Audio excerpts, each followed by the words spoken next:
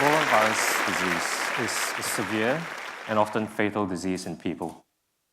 In just the last 5 years, there's been 2 notable outbreaks, one in West Africa, which resulted in over 28,000 cases, more than 11,000 deaths. And in May this year, in the DRC, an Ebola outbreak resulted in 53 cases, 29 deaths. But most tragically, 418 of those deaths in West Africa and 2 of those deaths in the DRC belong to frontline healthcare workers. As we speak, there's a new outbreak that's ongoing in the northeastern part of DRC, and we've already heard reports that there's yet another 2 healthcare workers that have died from this new outbreak. In their line of duty to provide life-saving health services, frontline healthcare workers are often at the highest risk of exposure early during the outbreak. By the time an Ebola virus outbreak is detected and declared, many healthcare workers would already have been exposed.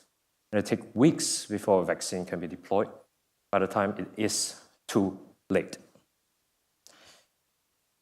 Post-exposure treatment for Ebola virus infections do exist in the form of humanized monoclonal antibodies, and they work by treating or curing an existing infection. But the production of these antibodies are extremely costly, and the scalability of it is quite limited. So in our lab, we opted for the horse antibodies or the horse IgG alternative. Perhaps the most well-known example of a horse IgG treatment is snake antivenom. So horses have large body mass, they produce lots of plasma, and they're docile creatures with fairly calm temperaments, so they're really easy to work with. So let me introduce you to Chloe. She received an injection of our vaccine once to her hind, and on a separate occasion once to her neck, and in both instances, she was entirely calm. And I can't say that of my son flu vaccination last month. That was... So horse IgG products have extensive human safety data and WHO standardized manufacturing capability that exists in both high and low-income countries. And in preclinical development, we have shown that our IgG treatment is 100% effective. So we believe that a horse IgG treatment option should exist alongside an effective vaccine.